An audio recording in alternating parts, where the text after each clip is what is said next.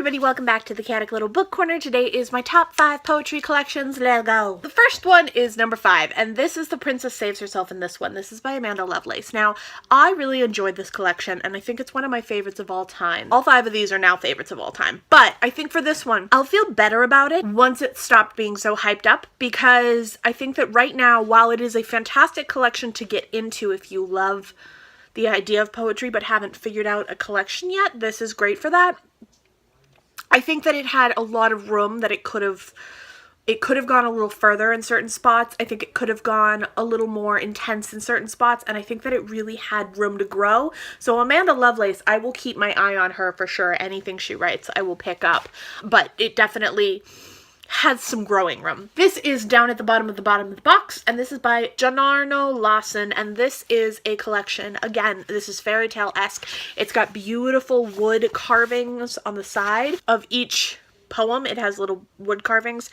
I really enjoyed this. I think it's beautiful and stunning. It's a little more experimental. It's from Porcupine Quill Press. They sent it to me for review, and I adore it.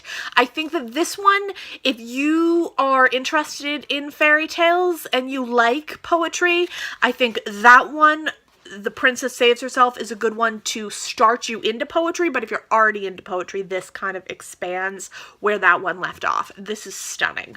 Next, we have this. This is Bring Down the Chandelier by Tara Hardy. I will absolutely buy anything Tara Hardy comes out with. I'm obsessed with this. I love it so much. I have her new collection as well.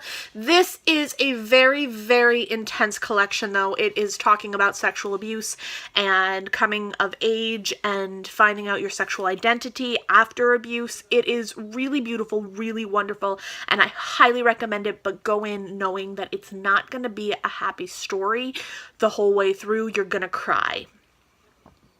Just know that. I look like a total mess, but it's because I'm sick. Number 2 is The Jane and Bertha in Me. This is by Rita Maria Martinez, and this is a favorite for sure forever. I'm like 100% sure of that. I absolutely adore this. I think it's beautiful and stunning and really dark and morbid and twisted. And I think one of the reasons that I like it is I'm not one who likes sort of floral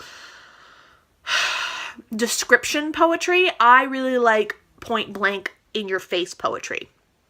I really like when they say what they mean and they mean what they say, even if it's really, really nasty and intense. And this was fantastic. It really discusses madness and the idea of Bertha and Jane and what they represent in each woman and how each woman has a little bit of both inside of them. It discusses a little more of the heritage of Bertha and the type of woman that she was and what her culture raises her to feel and behave like, and why her behavior is not so obscure and it shouldn't be shunned. It's beautiful. I absolutely adored this. And then, of course, number 1 is Sandy Jeff's The Mad Poet's Tea Party. This, I told you, I love. It talks about schizophrenia. It talks about mental illness. It talks about being on medications, the experience of medications, of madness, of insanity, of craziness, of voices. It felt really home to me. It felt really honest to me. And it also felt like something that I could say, yes, this is my daily life sometimes. And I think that is a really hard thing to achieve with mental illness. I really enjoyed it, and I think that anyone who's curious about mental illness or has it and wants to be able to dive more into the world of a person with hallucinations and voices, this is a beautiful collection for that. Those are my top 5 poems, and I hope you guys enjoyed. I will see you tomorrow. Bye!